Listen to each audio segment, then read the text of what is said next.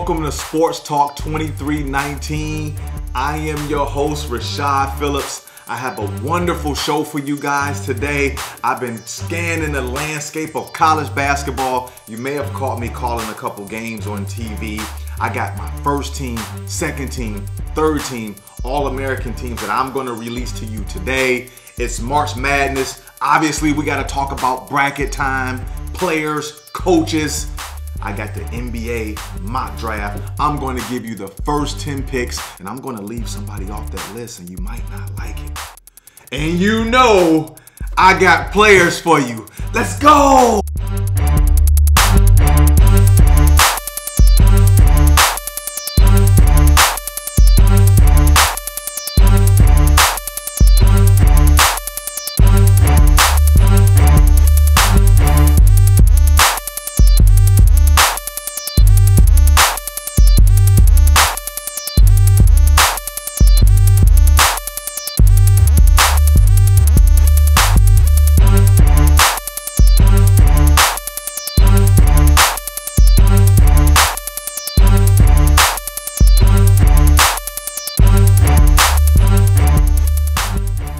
March Madness is finally here. We are a few days away from Selection Sunday. This is my favorite time of year. You gather all this information of players, coaches, teams, style, conferences, putting their names in a hat, seeding them all, and allowing them to play. The season has been long, grueling. Your bodies are a little dinged up. You're mentally tired a bit. The whole monotony is starting to set in. But before that gets the best of you, I'm going to give you a few teams that can break up your brackets at home. Let's start out with the Cincinnati Bearcats. This team has a stingy defense. They have a strong starting five, and they only allow opponents to shoot 37% from the field against them. So if your team is facing the Cincinnati Bearcats, be careful because this team is strong and they're stingy. South Dakota State, they have the best player, in my opinion, the best stretch four in the country in Mike Dom. This kid is tremendous. He can score from all over the floor. I watched him the other day. He had 33 points and 19 rebounds. This kid can beat you by himself, but he has a fantastic supporting cast, and his coach is very good too, as well as making adjustments on the fly. Be careful against SDSU because this team is battle tested and they had a strong non-conferences. Let's turn the page to Virginia Tech. Virginia Tech is high efficient. They share the ball. They can make three-pointers. Coach Williams does a great job of giving his kids freedom, and they defend really well, but they have shown the capabilities to beat big teams a few days ago. They just beat Duke. So be careful, or if you have Virginia Tech in your brackets, you should feel comfortable with picking and winning a few games going forward. Let's stay in the ACC and talk about this NC State team. I watched them a few days ago against Louisville, and they rebound well, they shoot the ball well, they're very well coached, and they've added Markel Johnson, the point guard from Cleveland. He missed a few games early on in the season due to suspension, but now they've inserted him into the lineup. He's one of the better breakdown artists in all of the country. I really love watching this kid play personally. It's hard to stay in front of him. Now that has freed up some space for Freeman to play off the ball. So Freeman has been averaging around 20 points the last 5 games, and that's because Markel Johnson is so good with the ball, one of the top assist guys in the ACC. So be careful if your team is playing NC State.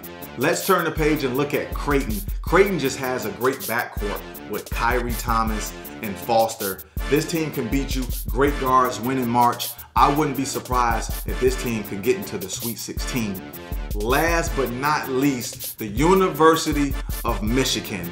This team has already shown that they can win big games. They beat Michigan State twice already. They are an underrated defensive team. Xavier Simpson is fantastic at the point guard position. It seems like now he has that beeline offense down pat. Abdul Rahman is one of the best players in the country that we don't talk about. He was leading the nation in assist to turnover ratio. It was one moment he had 100 assists to maybe 14 turnovers. Mo Wagner is back, great stretch four. So this Michigan team, they can get to the Sweet 16. And if your team is playing against the Wolverines, I'll be careful. Every March Madness, we're all asked this one question: who is your sleeper team? I'm gonna give you viewers at home my sleeper team, and that will be New Mexico State. And one reason alone, they have a kid named Jamario Jones. I believe that Jamario is the best all-around player in all of the country. He's second in rebounding in the nation. He's already had a triple-double, and we all know how hard that is to acquire. And he plays with a teammate named Zach Lofton. Zach is an NBA caliber scorer. He's kind of unguardable when it comes to one-on-one. So with them two guys on the court, they're gonna be hard to stop. Especially Jamario. When you're playing against a kid like Jamario, it's hard to scout against a player that does so much, so well all the time. Jamario runs the floor well. Obviously, he rebounds well, he defends well, he passes well, and he's a great leader. So New Mexico State is my team that will tear a hole in your brackets this season.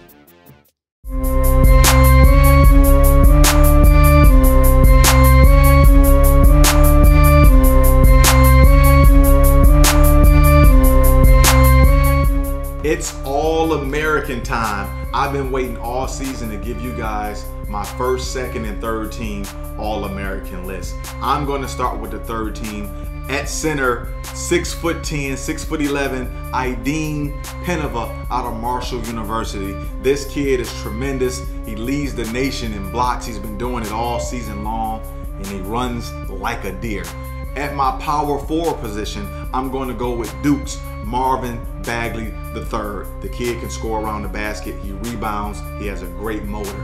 At the small forward position, Michigan State's Miles Bridges. Miles has extended his game this season, shooting more jumpers than he did last year. His game is continuing to evolve. At the shooting guard position, let's stay in the Big Ten. Penn State's Tony Carr, 6'5", big guard. Got a great back to the basket game, and he makes guys around him better.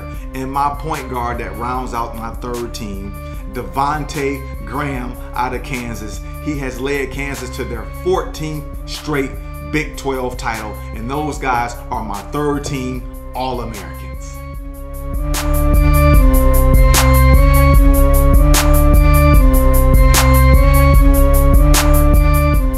Rounding out my second team of All-Americans, we're going to start at the center position.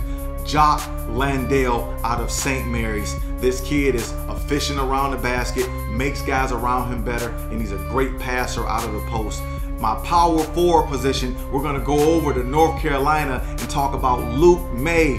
This kid has had a tremendous season. He can make shots from all over the floor. He's a stretch four. He rebounds well, and he's a great leader. At the small forward position, we're going to go over to Villanova and get Mikal Bridges. This kid is a two-way player. He's tough-nosed. He can score around the basket, and he's fearless. At my shooting guard position, we're going to go to Wofford and talk about Fletcher McGee. This kid is the best jump shooter in all of America, and I told you guys in the preseason, he's had a fantastic season, and he's had some big wins with his team.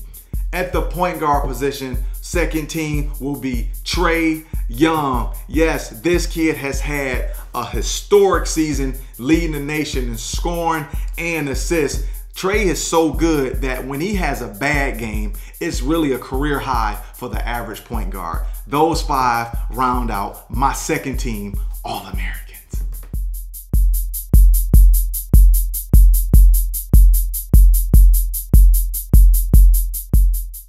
These five players consist of the best five players at their respective positions. We're going to start with the center position. Let's head over to Arizona. DeAndre Ayton came into college this season with tons of expectations, and he's met all of those. He's ferocious around the basket, dunks it hard, mean, rebounds it. I believe that this kid will be a pretty productive NBA player going forward. At the power forward position, we're going to go to SDSU's Mike Dom. I believe that this kid is the premier stretch four in all of America. He's already eclipsed the 2,000 point mark, and he won Player of the Year for the second year in a row. I believe he'll win it again next season, and he'll go down as the Summit League's greatest player ever. At my small forward position, let's go to New Mexico State's Jamario Jones. Yes, I believe that Jamario is the best all-around player in all of the country. At 6'5", he's second in the nation in rebounding. He's already collected a triple-double. This kid does everything well. He passes well, he scores well, and he's the reason why New Mexico State may mess up your brackets.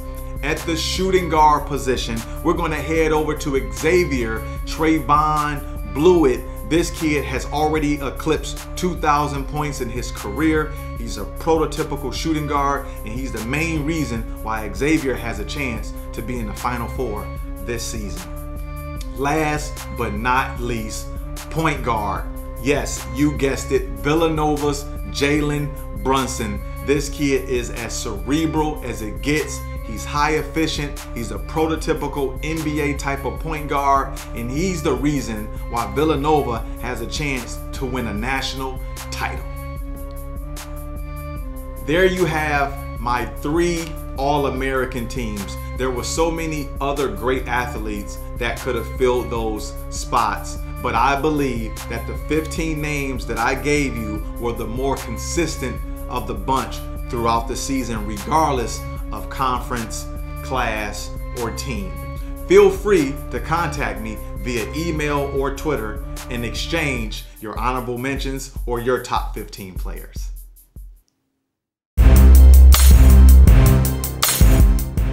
This is the time of year where all the major publications release their NBA mock drafts. Today, I'm going to read you the NBA's mock draft, and I'm going to give you mine. What differs with my mock draft is that I'm going to place the kids in how I believe the players that they will become in the next 5 years, and not what they're doing at this present moment. Listen up. Here's the lottery pick portion of the NBA's mock draft, and it goes as follows. Phoenix, number 1 pick, DeAndre Ayton. The Atlanta Hawks, Jaren Jackson Jr. Number 3 pick, the Dallas Mavericks, Michael Porter Jr. With the 4th pick, the Sacramento Kings select Marvin Bagley III. With the 5th pick, the Orlando Magic select Luka Doncic. The number 6 pick, Memphis Grizzlies select Wendell Carter. At number 7, the Cleveland Cavaliers select Trae Young. At number 8, the Chicago Bulls select Mo Bamba. At number 9, the New York Knicks select Colin Sexton. At number 10, the Philadelphia 76ers select Kevin Knox. At number 11, the Charlotte Hornets select Mikal Bridges. At number 12, the Clippers select Miles Bridges. At 13, the Utah Jazz select the point guard Shai out of Kentucky. Now let me give you viewers at home my NBA lottery picks. And the names goes as follows. With the number 1 pick in the NBA draft, the Phoenix Suns select DeAndre Ayton out of Arizona. With the number 2 pick in the NBA draft, the Atlanta Hawks will select Trae Young out of Oklahoma. I believe Trae gives the Atlanta Hawks some firepower, some electricity, some excitement, and he rejuvenates that Atlanta Hawks organization. With a playoff run, and free agents will start flocking to play for the Atlanta Hawks. At number 3, the Dallas Mavericks will select Michael Porter Jr. I believe that's a fantastic pick. You get to pair Michael Porter Jr. with Dennis Smith Jr. and ticket sales will skyrocket, and that organization will jump off of their feet with those two explosive kids. With the number 4 pick, the Sacramento Kings will select Marvin Bagley III. I believe he gives them a post presence that they need in Sacramento, and you pair him with De'Aaron Fox, who's a fantastic young up-and-coming point guard. At number 5, the Orlando Magic are stuck because Trae Young has already been selected with the Hawks. So we're going to go with Colin Sexton going to the Orlando Magic.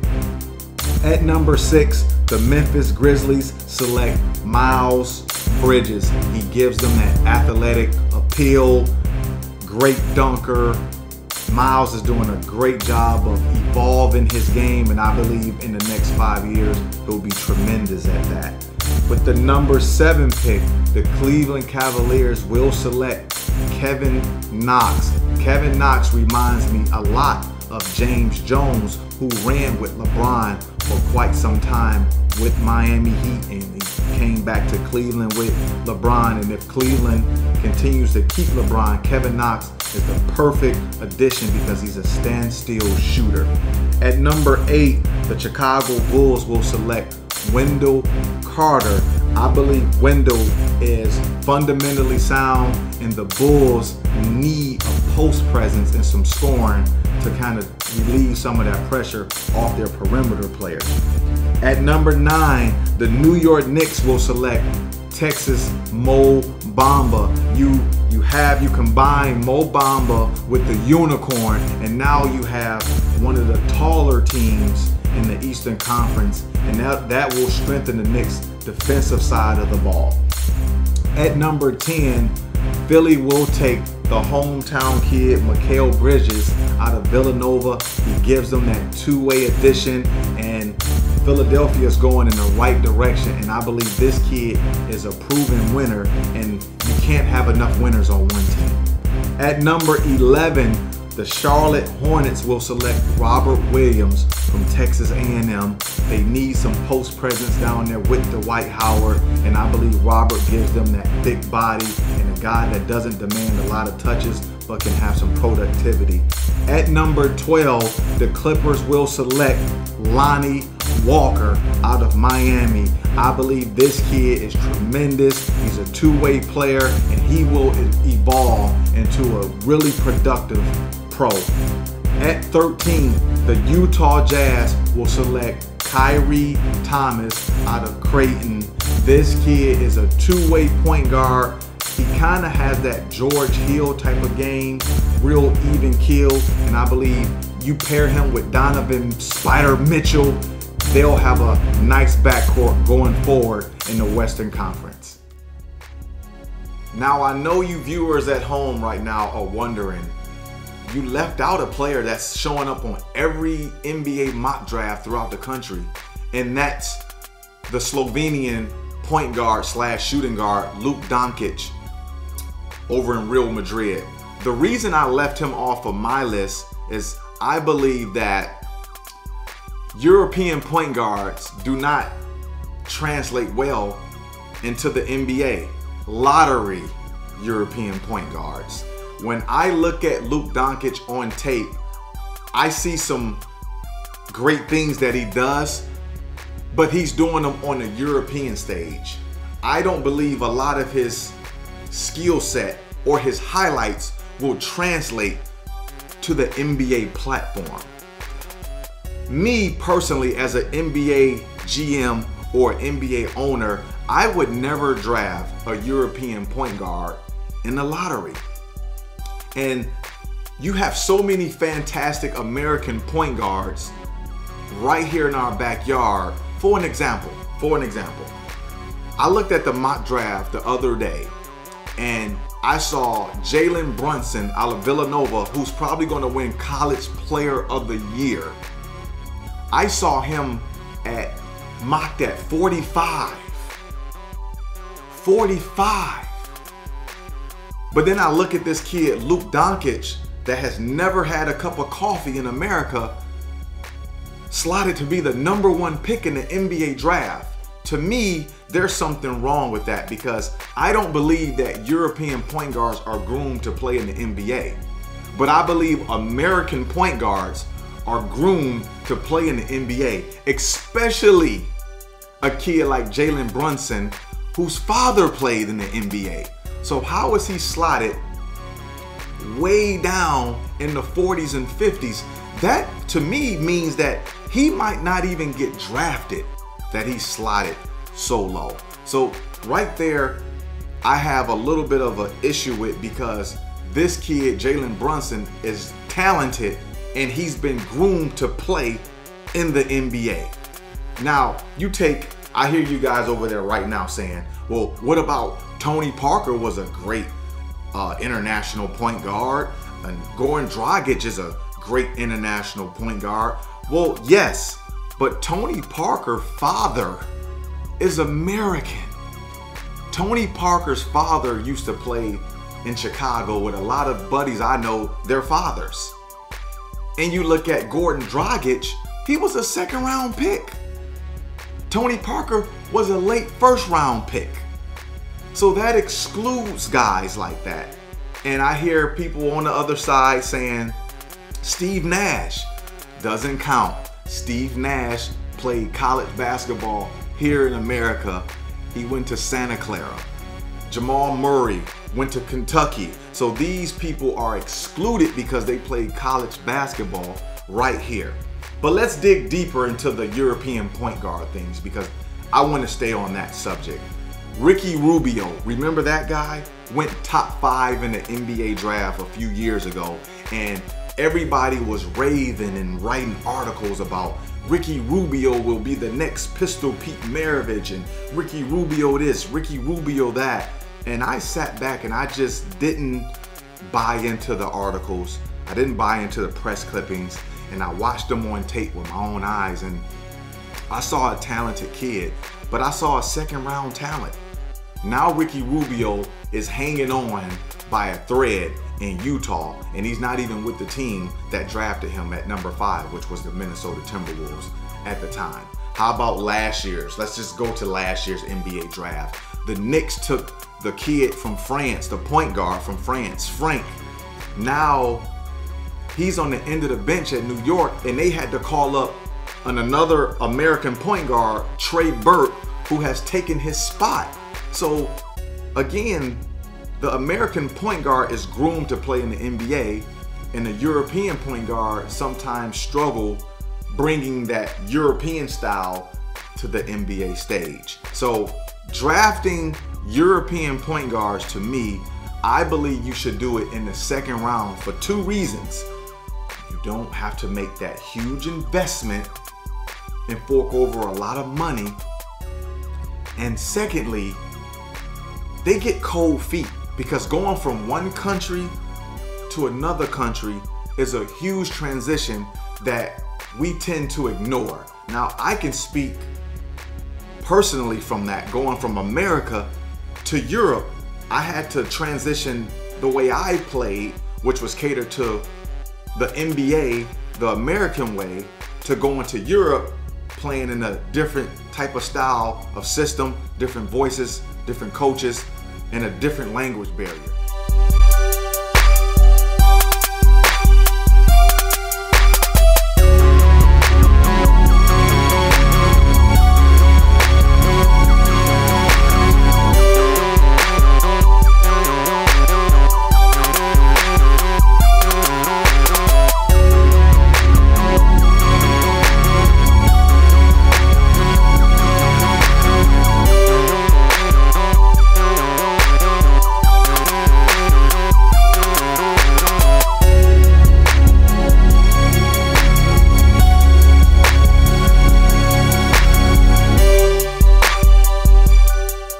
So you have to take that in consideration when you're drafting these type of kids. Now, I'm not willing to invest millions of dollars in a lottery pick from a kid from another country to run my franchise for the next 2 years or the next few years. That's just too much of a heavy risk for me to draft a kid like Luke Doncic in the first round. Now, let's look at my hometown, the Detroit Pistons.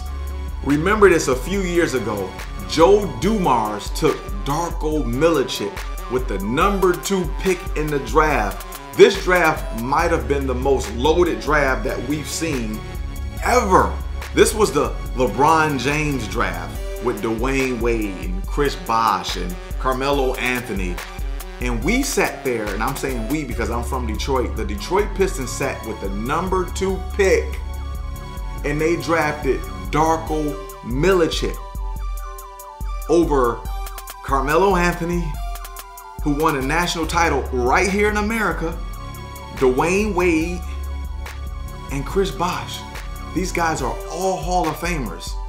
So when you look at that, Joe Dumars bought into the press clippings, and it was the scouts that sat in his office and told him that there was a kid over in another country that can contribute to our team, but you ignored the kids that was in America that can contribute to your team. That almost set the Detroit Pistons organization back 30 years. But what saved us was Joe Dumars knew he made a mistake, so he went out and got Rasheed Wallace in a trade, and Rasheed brought us a championship to the Detroit Pistons, and that kind of erased Joe Dumars' huge mistake on dropping the franchise on its face. Now, mind you, when the Pistons won that championship, guess who was on the bench watching? Darko Milicic. So we have to understand, you have to look deeper. Let's take the data here for international lottery picks. Let's just look at the data. And I'm doing this off the top of my head, guys, so you have to excuse me. There's only been, I believe, 3 international lottery picks that have become all-stars. Pau Gasol, Dirk Nowitzki, and Yao Ming. Since 2002, there has been 19 international lottery picks. And out of those 19 lottery picks, 0 have become all-stars. 0. So when you take that in consideration and you look at that data, you're saying that drafting a kid like Luke Doncic in the first round in the lottery, he's probably not going to pan out given the data that we've had. Now, I'm not against this kid. Hopefully he does well, but I just believe that you're taking a huge risk in drafting a kid like that hasn't really learned how to play the American game, and hand him the keys to your NBA franchise and believe that he's going to transcend that. If I were you, I would hold back on the lottery selection and get him at another time.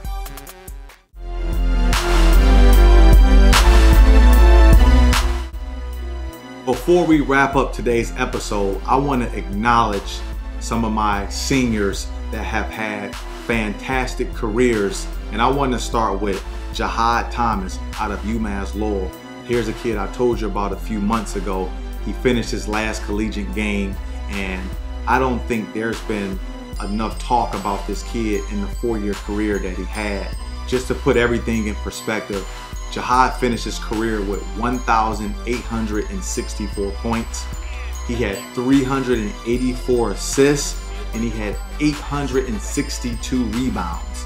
Now, I'm no statistician, but I know that's hard pressed to find a point guard that has compiled that type of stat line over a 4-year career. Also, I want to talk about Jonathan Stark out of Murray State. He just led his team to an OVC title. They punched their ticket to the March Dance, and currently Jonathan has 2,198 points. He has 571 assists, and he has 290 career three-pointers. So I want to give my senior salute to those two guys.